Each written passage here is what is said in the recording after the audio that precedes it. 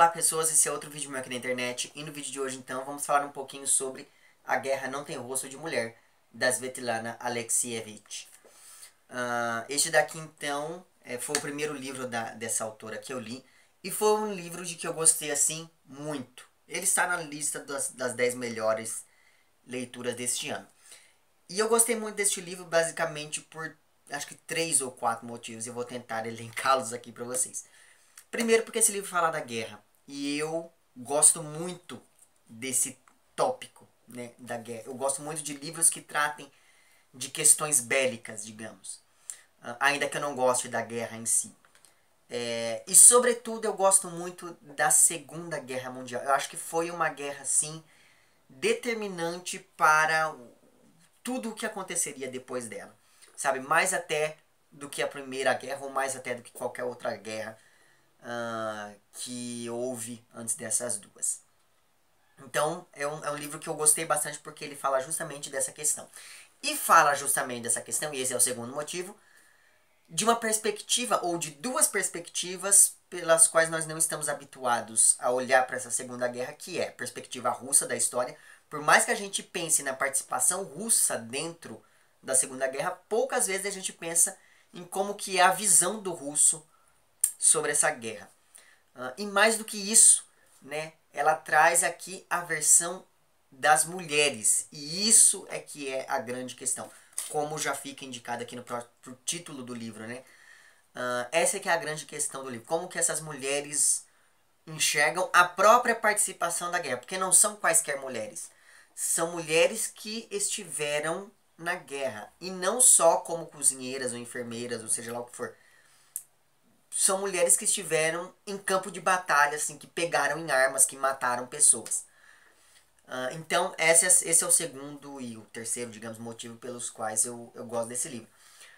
Mas o principal deles é por conta da construção que a Svetlana cria aqui dentro deste livro, que é algo que já abriria precedente para que a gente pensasse o que a academia, que elegeu esse tipo de livro como para receber o Nobel de Literatura, o que essa academia estava considerando literário.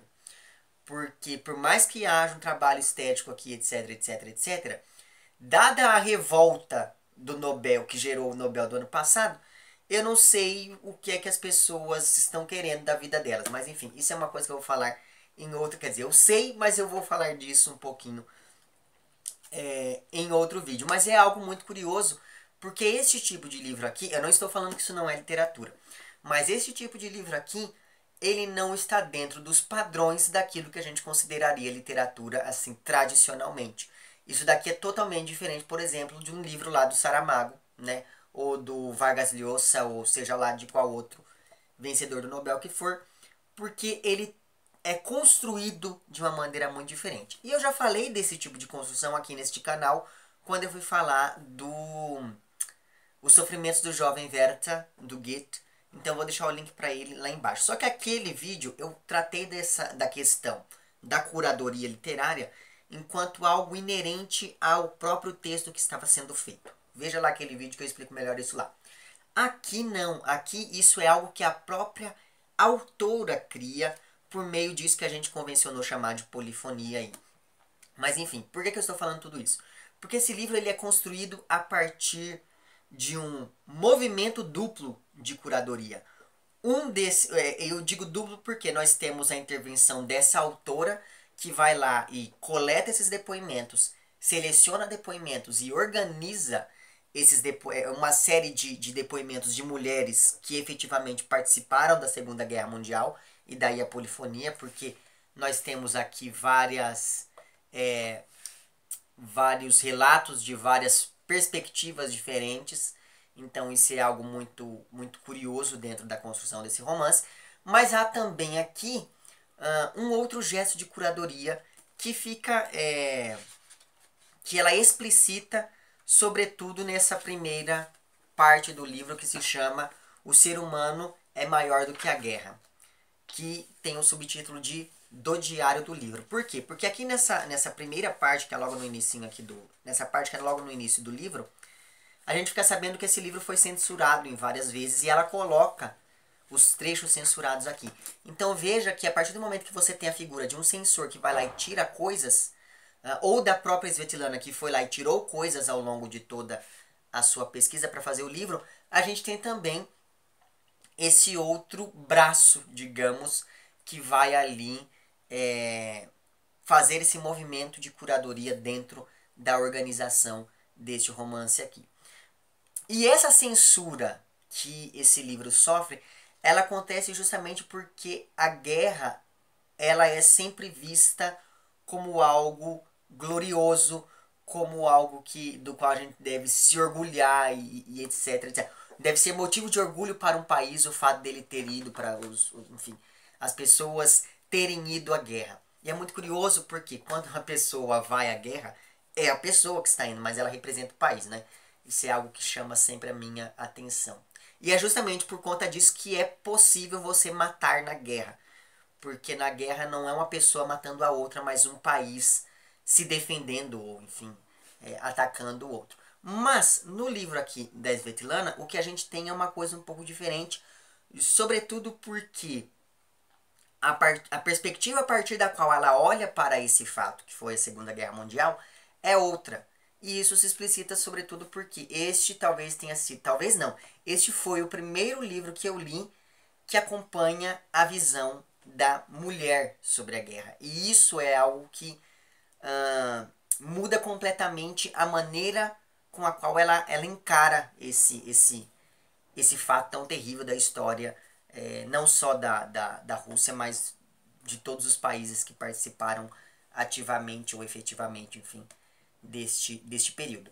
E essa ideia, então, de trazer as vozes dessas mulheres que participaram da guerra, que pegaram em armas, que mataram pessoas, que viram pessoas sendo mortas, enfim, a perspectiva de trazer essas vozes, ou a ideia de trazer essas vozes para dentro dessa narrativa, nos mostra que a preocupação ou a intenção da Svetlana não é falar da guerra em si, mas é falar da experiência que essas mulheres tiveram dentro da guerra. E é justamente nesse ponto que a gente tem algo que vai, uma tensão que vai perdurar ao longo de todo o livro, tanto nos comentários dessas próprias mulheres, mas também quando a gente tem ali alguma participação, ainda que ínfima, mas enfim, alguma participação masculina, que é essa tensão entre o que é trivial e o que é histórico, como se o histórico não tivesse uma série de trivialidades. Por quê? Porque em vários momentos aqui, e isso vai ser uma coisa que algumas mulheres vão reproduzir, a gente vai ter uma frase que é mais ou menos o seguinte: mulher só fala de coisas sem importância, como por exemplo ficar sem maquiagem, como por exemplo cortar o cabelo e por aí vai. Talvez essa ideia de cortar o cabelo tenha sido a que mais se repetiu aqui dentro dessas trivialidades que essas mulheres contam. Mas se a gente for pensar bem, essa ideia de cortar o cabelo, até hoje, isso é algo muito importante dentro desse imaginário feminino. E se até hoje isso é uma coisa muito importante, imagina como era lá para uma sociedade como a sociedade soviética de meados do século passado. Então veja, ou da primeira metade do século passado. Porque essas meninas soviéticas, elas eram criadas dentro de um ideal de feminilidade que comportava ali os cabelos compridos. E daí você vai falar assim: ah, mas hoje em dia não é mais assim, não sei o quê.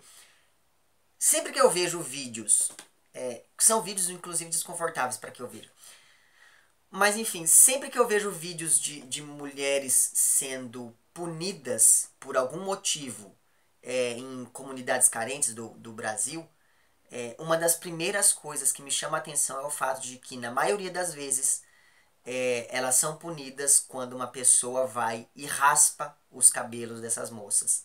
Né? Você já deve ter visto um vídeo desses aí pelo Facebook ou enfim, seja lá por onde for. Mas uma moça fez alguma coisa de errada e daí outras pessoas vão, mulheres ou homens, vão lá, seguram essa moça, batem nela e raspam os cabelos dela. Então veja que cortar o cabelo dessas moças aqui, né? Cortar o cabelo, digamos, contra a vontade delas, ainda que elas tenham ido voluntariamente, mas ainda assim essa coisa de cortar o cabelo é algo muito interessante de se observar aqui. Cortar o cabelo é algo extremamente desumanizador, Porque o cabelo, como eu disse para vocês, era símbolo de uma feminilidade. E aquelas meninas, elas estavam circunscritas a essa barreira do gênero. Então não importa que elas tivessem ali um melhor desempenho do mundo, elas ainda eram mulheres. E isso é algo que dialoga muito com esse aspecto físico que elas carregaram aqui ao longo da guerra. Outra coisa que também me chamou bastante atenção nesses relatos é a questão do estupro, que é um tipo específico de violência que aparece como um elemento de subjugação. O estupro aqui ele é uma arma de guerra, né? Você vê esses soldados, algumas delas, enfim, vivenciaram isso de maneira mais direta, outras ficaram sabendo, enfim. Então veja que isso é algo muito curioso porque isso nos mostra a utilidade de uma violência como essa dentro da guerra e como que isso vai interferir aqui na vida dessas moças. Nesse sentido, então, uma outra coisa que vai aparecer várias vezes, como eu disse, é a questão do estupro. O estupro enquanto uma confirmação física da posse que esses homens tinham sobre essas mulheres. Então veja que a realidade masculina ela lhes foi imposta, né? Foi imposta a essas mulheres não apenas porque elas tiveram que agir como homens, elas tiveram que cortar o cabelo, elas tiveram que ficar muito tempo sem se maquiar, elas passaram a usar roupas femininas, inclusive elas passaram a usar cuecas, enfim. Então essa realidade masculina lhes foi imposta pelo comportamento, pelo vestuário, mas também por essa questão mais física e até essa imposição mais física e até mesmo sob uma condição fisiológica, né? Uma coisa que me chamou bastante atenção aqui dentro deste livro é que muitas dessas mulheres depois elas pararam de menstruar durante esse período da guerra. Então veja que esses traumas eles geraram inclusive reações fisiológicas. Algumas delas perderam os filhos, enfim, ou não conseguiram mais ter filhos.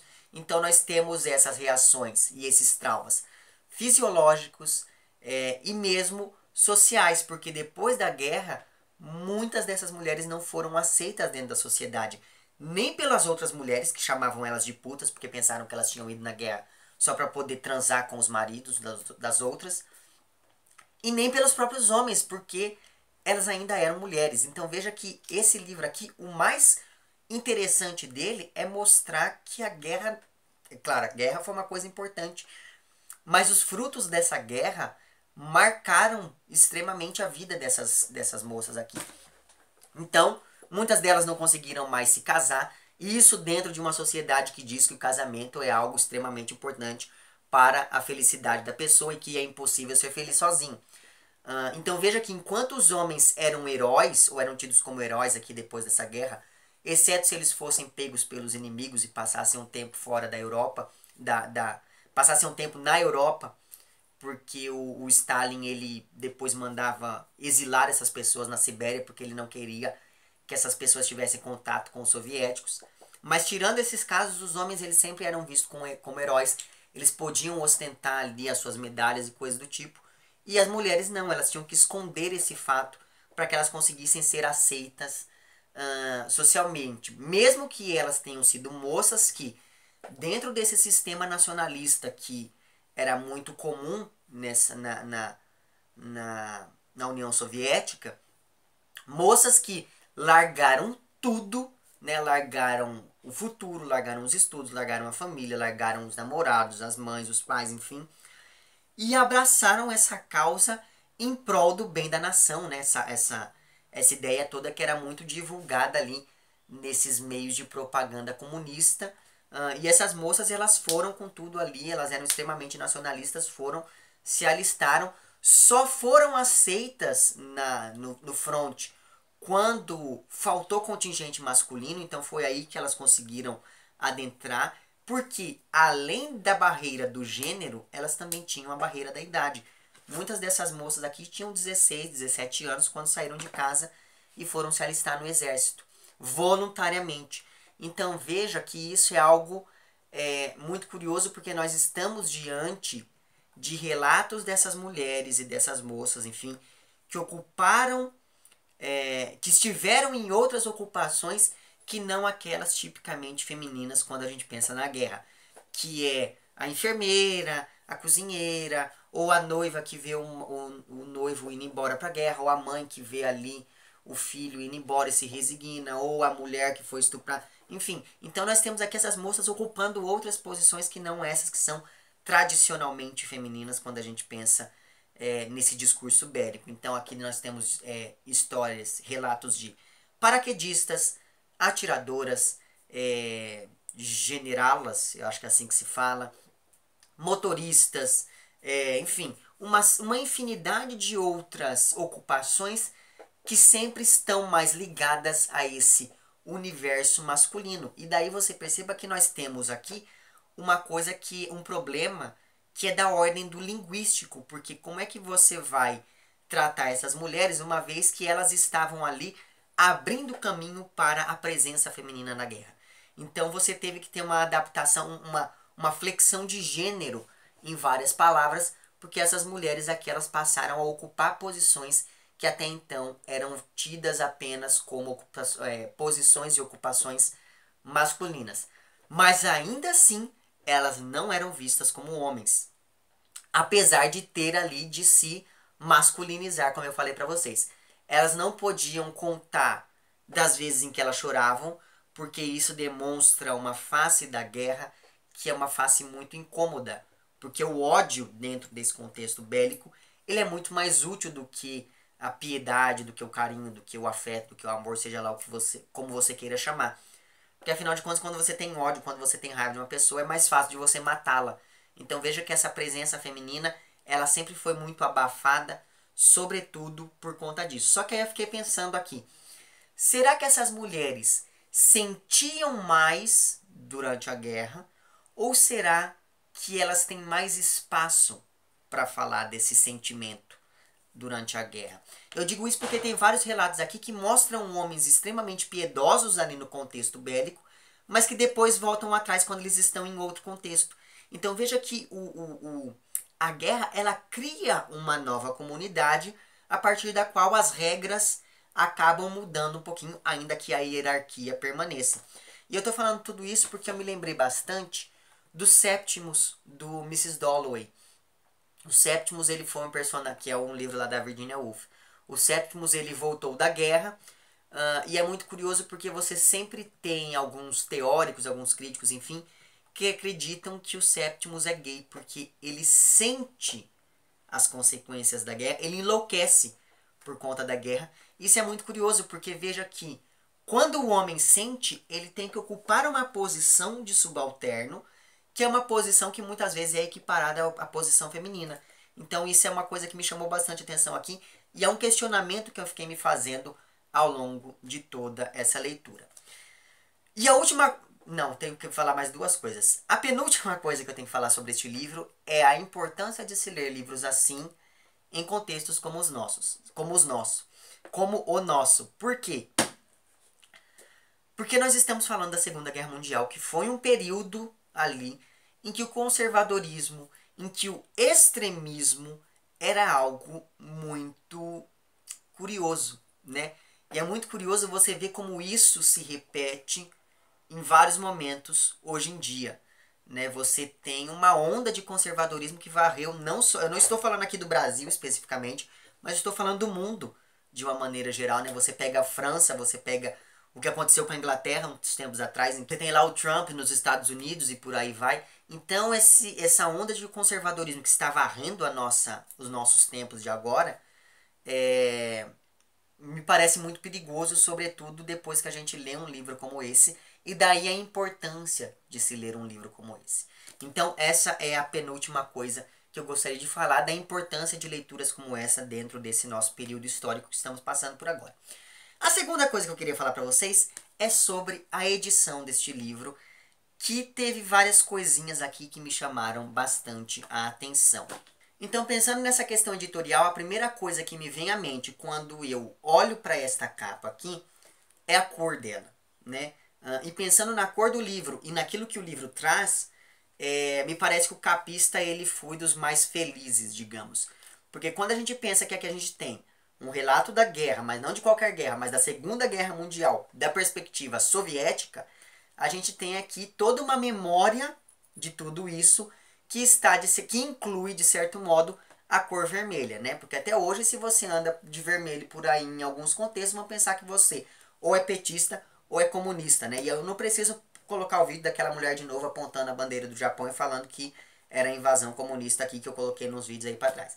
Então veja que tudo isso aqui, a cor da capa do livro é algo que me chamou bastante atenção porque eu acho que aciona essa memória que faz com que a gente pense de outra forma sobre esse objeto aqui que é este livro. Então, a cor da capa é uma coisa que me chamou bastante atenção.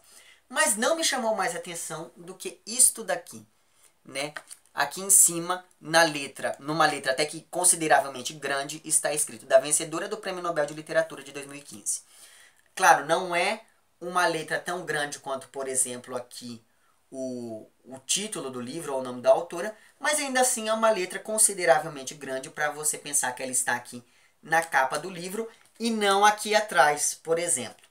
E por que eu estou dizendo isso? Porque quando a gente pega outros títulos de vencedores no Nobel, por exemplo, esse do Saramago, a gente não tem essa informação em lugar nenhum com esse destaque. A gente tem aqui no selinho da editora que fala que este livro pertence à coleção de ganhadores do Nobel. Quando a gente pega aqui o livro do Bob Dylan, acontece a mesma coisa. A gente só tem esse selinho aqui. E daí atrás você tem vencedor do prêmio, blá blá blá. E por que eu estou dizendo isso? Porque aqui a gente não precisa ter a informação de que o Bob Dylan ganhou o Nobel. Porque afinal de contas nós temos a foto do Bob Dylan, nós temos o nome do Bob Dylan com esse destaque enorme aqui. Tudo isso gera público. E é isso de gerar público que me chama a atenção. E isso, de certo modo, interfere no modo como nós vamos ler o livro. A mesma coisa acontece com o Saramago. Você pode até não saber que o Saramago ganhou o Nobel. Mas você lê José Saramago, você lembra nem que seja lá do ensaio sobre a cegueira, né? Porque ele virou filme, etc, etc. Então, veja que o que eu estou querendo dizer aqui é que Bob Dylan e José Saramago são nomes que nos dizem alguma coisa. Svetlana Alexievich é um nome que não nos diz nada.